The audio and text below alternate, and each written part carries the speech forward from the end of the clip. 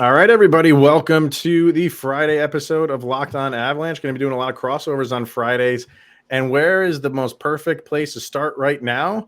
That is to bring in our prospect guru, Hadi Kalakeche, to talk all things draft. And we are going to announce our Locked On NHL mock draft selection for the Colorado Avalanche. New episode of Locked On Avs coming at you right now. You're Locked On Avalanche, your daily podcast on the Colorado Avalanche.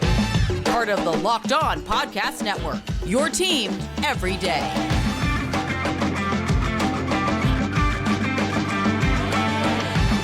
All right, everybody. Welcome to another episode of Locked On Avalanche. We're part of the Locked On Podcast Network, your team every day. I'm your host, Chris Maselli. With me, as always, Mr. Shaggy Von Doom, Kyle Sullivan. And if you're watching on YouTube, you can see a third face. And he should be a familiar face because he's been on our show before. And that is our Locked On NHL Prospects guru, Mr. Hadi Kalakeche. Thank you for tuning in and making it your first listen of the day. And thank you, Hadi, for joining us once again, in which is your most busiest time of the year. But this is your Christmas. You're very happy. Yeah, it's Christmas if you work in Walmart. You know what I mean? So Yes. it's like it's that kind of thing. But yeah, thanks for having me on. It's a really fun time. I love talking about prospects, and what a draft year we're about to have. This is going to be fantastic. It's going to be fun. What do you do once the draft is over? Like, what do you do for some like self-soothing? Do you take a nice little vacation or something, or what? I've got time off at first 2 weeks of January, but first 2 weeks of July rather. Still think about Christmas. It's not really Christmas. Yeah. But yeah, no, what I'll actually do during that time is, I work for Habs Eyes on the Prize, write some articles for them and all that. I'll be doing some in-depth prospect reports on each of the prospects that they're going to be picking. So my vacation's actually not a vacation. But listen, I love what I do, so it feels like a vacation. That's the thing. You got to find the job that doesn't feel like a job, and this doesn't feel like a job. So you love what you do, and you never work a day in your life, is exactly the saying. So, all right, we're going to get to the draft and our pick for the Avs in our mock drafts. We're going to talk about the Central Division and all the picks that they have in the first round. But where we're going to start today, didn't really plan on starting here, but some news came out in the afternoon that Erik Johnson, the longest tenured Av as it stands right now, is likely parting ways with the Colorado Avalanche. So it's kind of a bittersweet moment because Kyle and I talked about this several times. We kind of thought it would go this way. I think a lot of people thought, well, he might come back. He'd take a massive pay cut to do that. But we kind of just felt like the Avs were going to go a little bit younger. And on top of that, the production for Erik Johnson obviously has really kind of fallen. So it just seemed like you've done everything you can here. You won the cup with which was massive for him and the fan base and the franchise. And now it's time to part. It doesn't seem like he wants to retire, and he might go somewhere. So I want to get your feelings, Kyle, first on the news. Honestly, you could look at it twofold. You kind of knew it was going to happen. You didn't know if it was going to be retirement or what it would be. But the everydayers know. Me and Chris kind of joke about getting the band back together as the Avalanche mentality. It's kind of striking going into this offseason that it's already turning out not to be the case. Like this... Chris, you mentioned why not bring him back on $1 million 1 year, 1 million, 2 million, just if he wanted to come back, just kind of make this his good farewell tour. They're not doing that. And this is Erik Johnson. So letting him walk, yes, it's bittersweet. It's the Condor. There's going to be a huge absence when it comes to not seeing that number 6 on the ice. But the Avalanche, by doing this, they're showing they are committed to getting this team back to the cup winning ways. 100%. Yeah. And we talked about it with Lacroix yesterday that, hey, if you're not bought in, sold out, this is where we're going. It doesn't matter what name we're shipping in, shipping out. We're going back for the cup. Yeah. That's exactly right. With, if they were a middle of the range team on down, Erik Johnson probably comes back. But this just shows no, we need to make moves. We need to be healthy, got to get a little bit younger. Not that they're an old team, but Erik Johnson is getting up there. He's in mid-30s right now. And like I said, with the production, it's been falling as of a little bit of late for the past couple of years, and it just is the right time to do it. He will go down as not. I mean, I say an all-time Av, not as in terms of numbers or anything like that, but just in the eyes of what he meant to the team and the fan base. And Hadi, I'll bring you in on this because he's. The number one picks are always looked at in a different light, right? They're always, what did you do? Did you live up to that number one billing? And like I said, he's not retiring, but he's got a few more years left. What would you say as a whole for Erik Johnson? Do you feel like he has lived up to the number one overall pick in terms of his career so far? I mean, I remember when I started out watching hockey, Erik Johnson had just barely gotten drafted, and he had a really, really good rookie season, and it looked so exciting.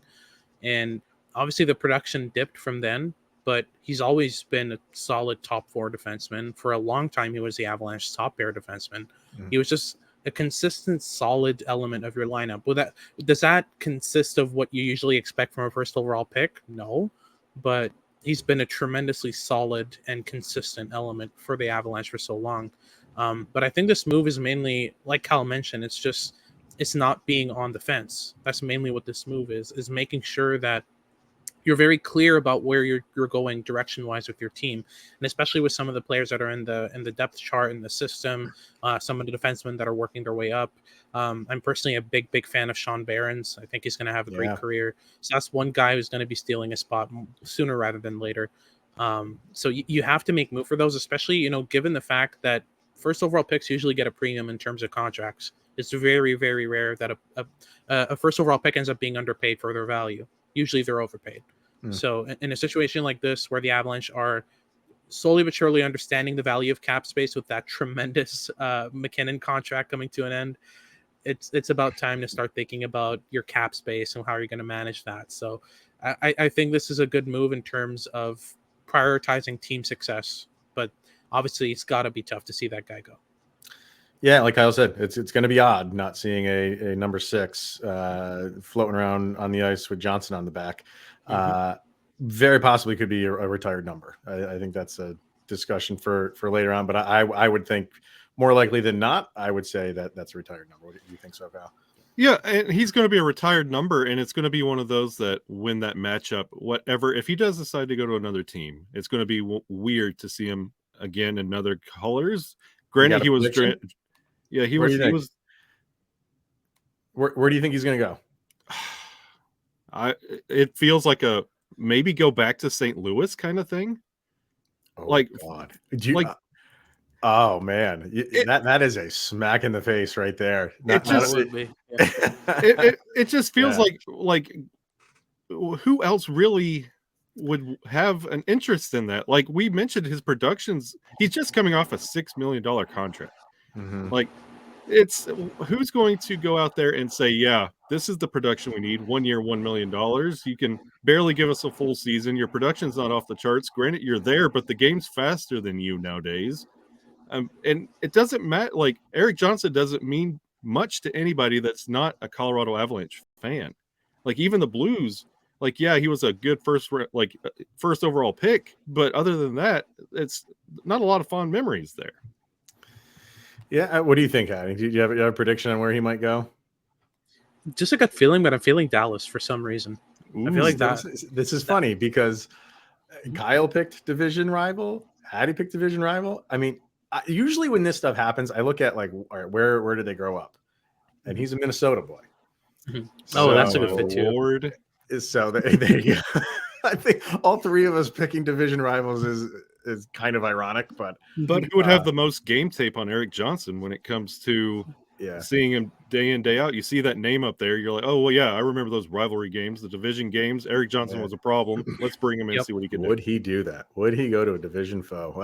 I mean, anything is possible, but I think everybody's right. Like where the Avs are right now, they have a need for his type of defense on their team. They can't just load up on offensive defensemen. They need guys that, defense is their forte. So they need someone like that. It's just not him where it is right now in his career. So having said that, our mock selection, I'll tip a little bit, is a defenseman. So maybe this moves the process on a little bit quicker. We will get to that next, our pick for the Avalanche in our Locked On NHL mock draft. But first, we're going to hear from Birddogs, and we say it all the time. This is Kyle's favorite company that we have teamed up with here at Locked On. And Birddogs are stretch khaki shorts, and they're designed to fit slimmer through the thigh and leg to give you a truly sculpted look. And like we said, summer has officially started. Who doesn't want a sculpted look in the summertime? Am I right? So Birddog shorts do the exact same thing as Lululemon, but they fit way better. And they're better than regular shorts that are made of stiff, restricting cotton. Birddogs fixed this issue by inventing cloud knit fabric that looks just like khaki, but it stretches, so you get a way slimmer fit without having to sacrifice on movement. And Birddogs also uses the anti-stink sweat wicking fabric that keeps you cool and dry all day long. So go to birddogs.com/lockedonnhl. And with your order, they're going to throw in a free Yeti-style tumbler. There's that beautiful thing right there. Like I said, with any order, go to birddogs.com/lockedonnhl for that free Yeti-style tumbler. And you will not want to take your Birddogs off. We promise you that. All right, let's get to our pick for the Avalanche. Before we do that, though, I kind of have to tell this story because I've been sitting on it for a little while. I've recovered from it. I want to make that clear. But here's a little situation. Here's a little behind-the-scenes headbutting that went on during the Locked On NHL mock draft. We did this thing through email, and after however many days, it finally got to our pick, and Andrew Crystal was there. And I was trying to find a podium to run to type in, I want it. Like, we are selecting Andrew, and we got him. Like, I was really not expecting him to be there. Absolutely. Like, I mean, he's on my list of who I wanted, but he was kind of down just for the sheer fact I didn't think he was going to be there. Calling me surprised that he was. Instantly replied, "This is our pick." What happens next? The Columbus Blue Jackets and Philadelphia Flyers decide to make a trade and send the Flyers the 22nd pick. So what did we have to do? We had to back up the picks. And I had just made this pick. This happened like the next morning that we found out about. So we backed up the picks back to 22 so the Flyers could make their pick. And who do they take? Andrew Crystal. I was not a happy host, but I get it. Like, I mean, it was all in good fun, but because if we waited to do this after the trade went down, it would have never seen the light of day. But so we had to restructure, and they took him. That it's there, that's all fair. So we went in a defensive direction, and with the 27th pick. We took Mikhail Ghoulier out of the, well, he's in the KHL and the MHL. He's playing, he's a Russia boy. Which is usual. Yeah. So really speedy defenseman, left-handed defenseman, and he has everything that the Avalanche love in a defenseman: speed and an offensive game, which is very, very impressive. What do you think about our pick, Hadi? Is that an okay pick? Does it satisfy you? It does very much. Goliath is about in that range in my rankings. I've got him at 25th in my personal ranking. So this is right about his wheelhouse and where I would pick him. There were a couple of guys that weren't picked in the first round at all in our mock draft that I would like to see kind of go in that range. But in terms of rangy, mobile defensemen who are able to move the puck quickly, make decisions quickly, get up the ice in a controlled manner rather than just, being dump out specialists like a lot of, 6 foot plus 200 pound defense. I prefer this style of defenseman. He's 5'10", 170, but really, really smart. And that's one thing that stands out in his offensive game. Now, defensively, he has some work to do. The MHL isn't necessarily the league that favors defense the most. So you end up with a lot of raw defensemen coming out of there. But once he hits the KHL, starts playing, minutes against men regularly, especially against men who know how to play hockey, because the KHL is no slouch of a league. It's a very difficult league to succeed in. I feel like we're going to see progression in Goliath's game. It's just simply that right now he hasn't faced enough scenarios where his defense is tested for it to improve. But I feel like that's going to come with time. But honestly, I think he's the most, one of the most, if not the most mobile defenseman in this draft. So if you want a kid who can skate, he's got you. Great with the puck and consistently delivers pucks into better areas than he got them. So in terms of value, this is great value, 27. Obviously, Crystal is my guy. I've got him 11th overall, and he's the one that got away. It's kind of, I feel bad for Goliath though if he's watching this, because it's like knowing that your girlfriend liked your friend more than you. You know what I mean? But yeah, listen, it's because I love Goulier, but I just got the taste of Andrew Crystal for a second, and it's like I lost it, and I want it back. So is there a possibility? And I kind of didn't mean to cut you off, but is there a possibility that Crystal could be there at 27, or do you think he's going to be? Absolutely, he could be. Man. He's the type of player who, a lot of NHL scouts want to keep their job real bad, and I don't blame them, because if I worked for an NHL team, I would love to keep my job, right? But you got to take a swing from time to time. Crystal is very inconsistent, especially on a team like Kelowna where he's not well surrounded. He stands out like a sore thumb when he's not present, in terms of his involvement. So, he's a type of player who has elite level smarts, has fantastic hands, has one of the best shots in the draft, and a fantastic playmaking game as well. But there are some games where his effort level wanes, where he doesn't seem to have his head in the game the whole time. Sometimes he's just kind of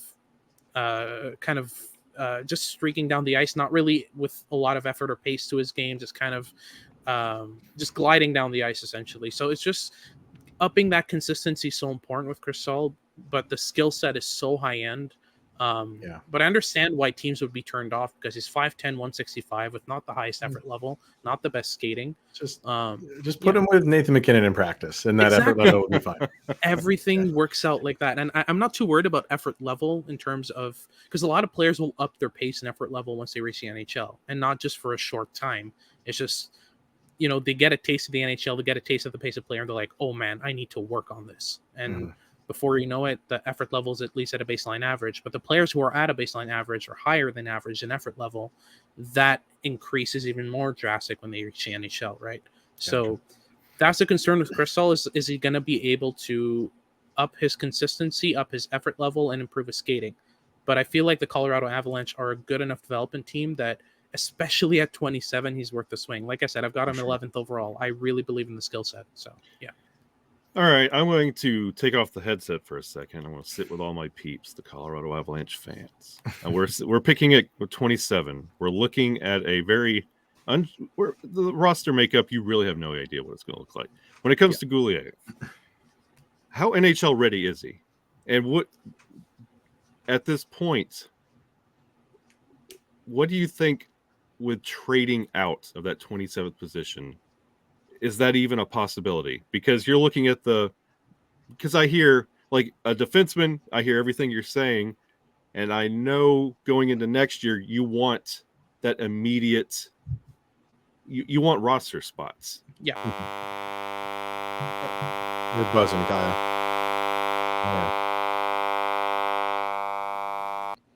All right, good. Go ahead. All right. Is this going to be the next 2 or 3 years? Because yesterday we were talking about draft bust. Before Cale Makar, it was very hit and miss on how the Avalanche draft and if it's going to even make anything. So is this going to be something we're kicking the can down the road, just waiting and waiting and waiting for development while the Avalanche are struggling to put a roster together, kind of like they did at the trade deadline this year? Is he good enough to make the NHL now, or is this going to be longer down the line? Because next year around the Avalanche, the questions are how this roster looks. Yeah, Goliath is very far from an NHL spot. I'm talking 4 to 5 years. He's probably going to come over when he's 23, 24. That's the kind of timeline I see for him, mainly because he hasn't seen many, clearly not enough defensive scenarios where he's faced with high end pressure, where he's got players closing down on him as he's carrying out the puck. He's very poised and controlled with the puck, and it's very obvious in the MHL, but The KHL is a different animal when it comes to pressure. So how does he handle that? And then that's going to give us a good idea of how he handles that at the NHL level. But Goliath is about the furthest from an immediate add to your lineup as I have in my first round. Wow. You know, and if you want some guy who's going to come in right away, you're going to have to trade up. They're going to be gone by this range, unless you go for maybe Nate Danielson, who also probably will be gone. Samuel Honzek could be in there as well, but these are a couple guys who are highly sought after because of their safe floor, because of the fact that they've got the NHL frame already and have some pretty projectable elements to their game. Those are the only two guys I have below Goliath in my rankings. And if I'm not wrong, I believe Samuel Honzek went undrafted in our mock draft.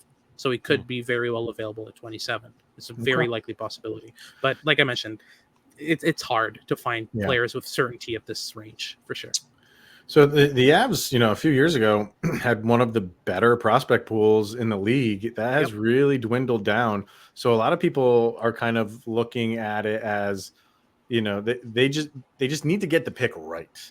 And they don't necessarily need the best player available. They still need somebody that works in their system, but they have to get the pick right. So if it's not Goulier, for either that's just not their pick or he's already taken, who are a couple other guys in that range that you feel maybe fits the Avalanche system and it could just be flat out a good pick at 27? Are we talking safety and floor, or are we talking good swings in terms of upside? I would honestly just say safety. Like, I don't think the Avalanche are in a position to really take long, big swings and hope it pans out. Yeah, for sure. So the main guy I would look at in this range, probably a guy like Otto Stenberg. Very projectable player who plays with speed and pace and intensity, but also has decent defensive elements. He's been kind of weird to scout because in the junior leagues, he's been very difficult to watch. It's been very tough to kind of look at him and see projectability, but every time he's played in the SHL, he's been fantastic. So that's one guy I would look at. But the other two I mentioned, Nate Danielson and Samuel Honzek, could very well be available in this range, and those are two of the most certain players ever, in this draft class. Now, we're also talking about Braden Yeager. Braden Yeager, he's been dropping on a lot of rankings, so he could very well be one guy who's available in this range. But, he's still got that upside as well. So, those are 3-4 guys I would talk about. Ethan Gauthier especially is about as surefire a bet as you can get. Ethan Gauthier, I call him the ultimate line glue. You can stick him with anyone, and he works. He's so adaptable. He molds his game to who he plays with, and especially he's got a baseline of everything you need: speed, smarts, skill, intensity. He's not high end in any area, but he's making the NHL. I can almost guarantee it. He was another one on my list, I was kind of going back and forth between the two of them. So I do like him. He endless motor, that guy. So he's relentless. I kind of just feel like the Avs are gonna be able to have a good selection here at 27. It's obviously a much deeper draft than last year. So but they don't pick again until the 5th round.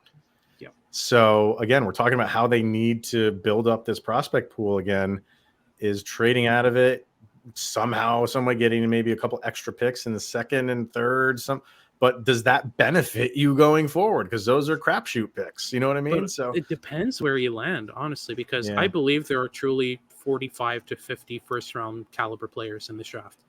So if you can trade your pick 27 for a pick in the 30s and a pick in the 40s, you're gaining value, in my opinion. And a lot of guys are going to drop. If the Avs end up with a pick in the 30s and the 40s, Jaden Perron's going to be in that range. Perron is 12th in my rankings. And I absolutely love everything he does. So that's one guy I would target. He's smaller, but absolutely he's not hindered by his size at all. So if the Avs trade down, I wouldn't pick him at 27 because definitely he's not going in the first round. So you're reaching for him. But if I'm a team with a pick in the 30s and the 40s, he's on my radar immediately. Okay. Yeah, it's gonna be exciting. To see for a lot of reasons, but not that far away. So there are other picks in the first round when it comes to the Central, 12 in total. So let's talk about them in a second here. But first, We are going to hear from GameTime and the GameTime app. So buying tickets to your favorite events should not be stressful. And GameTime is the fast and easy way to buy tickets for all of the sports, music, comedy, and theater near you with killer deals on last-minute tickets and their best price guarantee. You can stop stressing over purchasing the tickets and start getting hyped for the fun that you are about to have. And what are some of the things that we like about the GameTime app experience? The flash deals on last-minute tickets. They're easy to find and buy your tickets for every kind of event in your area. The images of the seat view, the thing that Colin and I love, the absolute best. They have the lowest price guarantee, event cancellation protection, and even job loss protection. So download the GameTime app, create an account, and use the code LOCKEDONNHL for $20 off your first purchase. Terms apply. So again, create the account and redeem the code LOCKEDONNHL for $20 off.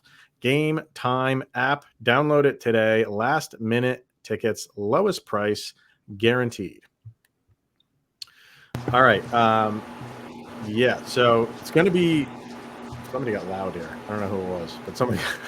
There. It's coming down for some reason. I don't know. A lot of volume issues, but we're good. We're good. The Central. The Avs are going to have to deal with some prospects in the next few years because, including the Avalanche, there's 12 first-round selections by teams in the Central. Clearly, the number one overall pick going to Chicago, and that guy that we're going to have to deal with for a little while. But how do you see the Central shaping up? And I mean, even in the top 10, there's 3 first-round picks in the top 10. And you have St. Louis, who seems to be picking, 29 times out of 32 teams in the first round. Like, it's just crazy. Where do you have some of these guys going to some of the Avalanche foes? That could cause problems for them, obviously. Oh, for sure. Bedard's a Blackhawk. That's already in the books. There's no doubt about it. No one else is going first. He's alone in a tier of his own at the top of the draft there. Man, then it gets a bit complex. I mean, obviously St. Louis has got 3 picks. Their first pick is the 10th overall pick. 10th, yeah. I have a hunch if they're going to be going for a big defenseman. So if David Reinbacher is available there, he's definitely their pick. And I believe our Locked On host for St. Louis picked Axel Sandin-Pellikka. I don't think that's realistic, just mainly because St. Louis loves their big guys, and Sandin-Pellikka is about the furthest thing from that as a defenseman. So that's one guy who I'd be surprised goes to them. But after that, I mean, you've got a couple shouts. 12th overall, Tom Willander going to Arizona, I think would be something I can see. Another big right-handed defenseman who's really speedy and skilled. By the way, if he slips to 27th to the Avalanche, run to the stage. He's fantastic value. Yeah. There's some guys. Who I keep hearing, and not to go back to Crystal all the time, but Trotz made a comment that was like, we're going to take some swings on some guys, and a lot of people are immediately putting Crystal with him because of that comment. Is that something that they could is that, do you have him in mind because of a comment like that too? Or absolutely. Okay. 100%. If you're talking about swinging for the fences, Andrew Crystal exemplifies that perfectly. So I wouldn't put it past them, but I still think that Trotz's scouting team is going to see some flaws in his game that will push him down the rankings and put a couple guys with upside as well. Maybe not as high upside, but definitely have upside in that range. I have a feeling that I don't know why, but Axel Sandin-Pellikka just seems like such a Predators pick, especially with those Barry Trotz comments. So if he's available at 15, I think he's their guy. But I've seen a couple of mocks sending him to the Avs, believe it or not. Oh yeah, yeah. That's low. I don't think he gets past the top 20. He's that good. Just the offensive skill on him is fantastic, and yeah, he's in contention for the best defenseman in this draft for me. So he's up there. Oh, another guy I think they'll take is Dmitry Simashev, who I didn't mention, but he's 8th overall and he's the highest defenseman on my rankings. You mentioned him in the last time you were on our show. You mentioned Simashev? Yep. So you do like that boy, yeah. And going into next year, when it comes to the Central and just the division as a whole, where the Avalanche like to sit with their core, we know Bedard to Chicago. With the wealth of picks that teams like Arizona has, like they have more draft picks than they have rostered players. Does that lend itself to flipping the Central when it comes to the power struggle? Does the way that Dallas is positioned, Minnesota, St. Louis, does that, because we talked just a couple days ago that the Colorado Avalanche are favored, they're cup favorites going into this year. Will this draft affect anything other than Chicago? I don't think it will. Mainly for the reason that if you're not picking in the top 3, you're not getting a player who's NHL ready this year, typically. A lot of players that will be NHL ready would benefit from an extra year in juniors and will probably be sent down. So in terms of the immediate power struggle, no concern for next year. Later down the line, it really, really depends on whether or not Arizona does the same thing they did last year, which is pick guys who should not be picked as high as they are in the first round. Matt Michkov is probably going to be available at 6 overall. I don't think the Arizona Coyotes touch him with a 12-foot stick. So that's one thing that is already, that's my prediction there. But I'm pretty sure that Arizona's probably going to end up with another couple of surefire bets. We're going to play games for them eventually, but won't be anything special. Won't be stars. So yeah, no, I'd be very, very surprised if there's a flip in the structure of the Central Division. That'd be very surprising to me. The teams have interest in who Arizona picks because they're going to be on their team one day. That's about it. Yeah. I gotta ask where you have Ryan Leonard going because I golf with his uncle. So okay, yeah. He's 9th overall in my rankings, but honestly, picks 6 to 9, I've got Will Smith, Oliver Moore, Dmitry Simashev, and Ryan Leonard. All 4 of those guys are neck and neck, and it was a headache to rank him. So they're in the same tier for me, and you could scramble them and put them in any order, and I'd be fine with it. I have Smith ahead because Smith has the potential to be a 90-plus point scorer at the NHL level. I have Oliver Moore right after him because I think of the 3, he's going to be the most impactful overall. And then Ryan Leonard is the 3rd in that regard because he plays a very, very good physical game. But I have a lot of trouble seeing him score more than 65 points a game in his prime. So that's kind of my reasoning for that. And Simashev is sprinkled into that because he's Dmitry Simashev and he's amazing at everything he does. So, yeah. Do you have a Simashev jersey in 32 teams just to be on the safe side right now? One day, I'm saving up for it. Yeah. Who do you feel is a guy that, and I know this is kind of difficult to predict, but who do you think is a guy that a team is going to reach way too much for? I know, like, we had Columbus a couple of years ago reach for a guy that was like predicted to go in like the 5th round or something like that. I don't think that's going to happen, but is there a player that is maybe like you have a little bit low and a team that's like in the top 15 or top 12 is going to reach a little bit too much for a guy? I would not be surprised to see either one of Cam Allen or Etienne Morin go in the top 20, and I don't think either should. I have Allen higher because Allen, even though they have the same problem, which I'll explain in a second, I feel like Allen is a lot more toolsy, a lot more physical, and a lot more overall capable. But they both have the same concern for me, which is first, both when they receive the puck at the blue line, they just shoot. They don't ask questions. They don't try to delay or change the angle of their shot or anything like that. They just fire it on net, especially Cam Allen. He's the most trigger-happy defenseman I've ever seen, and it's to the detriment of his whole team. Etienne Morin is a bit more complex because at least Cam Allen has some flashes of defensive elements, but Etienne Morin hasn't shown me anything at all to indicate that he should be a top 20 pick. And I believe it was picked by Locked On Kraken at 20th, which really raised my eyebrows. When I saw that name, I was like, woof, because I've got him 111th, I believe. Whoa. So, whoa. Yeah, I'm considerably lower on his skill set than most, but I think that he could be one guy who you could see go in the top 20. There's another one who's Jakub Dvorak. He's a 6'5", 200-pound defenseman. So enough said, really. I think that's very in Arizona's range. So those are a couple of guys I'd mentioned who I don't believe in their skill set. Oliver Bonk is another one as well. You're him around a lot. Yeah, he's Radek Bonk's son, and that's about it. So, but he's really a great shutdown defenseman, but he's the pucking out type of defenseman, like glassing out type defenseman who won't give you any transition or offensive value and is really just there to just punish opponents and play on the penalty kill, and that's about it. But Okay. I don't see value in that in the first round. But he almost definitely will be picked in the first round. So where do you have my favorite name in the draft? Kyle knows this one. Hugo Hell. Where do you have Hugo Hell? I don't have him ranked. It's not surprising. I mean, I'm seeing him like 6th, 7th round in mocks. The Athletic actually did a 7-round mock. Yep. And I think it was just tongue in cheek. They put him on the Devils. And that pick was right before the Avalanche too. Absolutely. Absolutely. And then I'll wrap it up with this thing is, just clearly it's not going to happen, but I guess I'll phrase it this way. What is the value of Connor Bedard in terms of like, if another team was going to trade for that first round pick, clearly getting Bedard, is it like how many first round picks for the future? Like, I don't want to say like players. It's stuff to like throw players around. But if you had to give up all draft capital, what would it be? Who's your best player?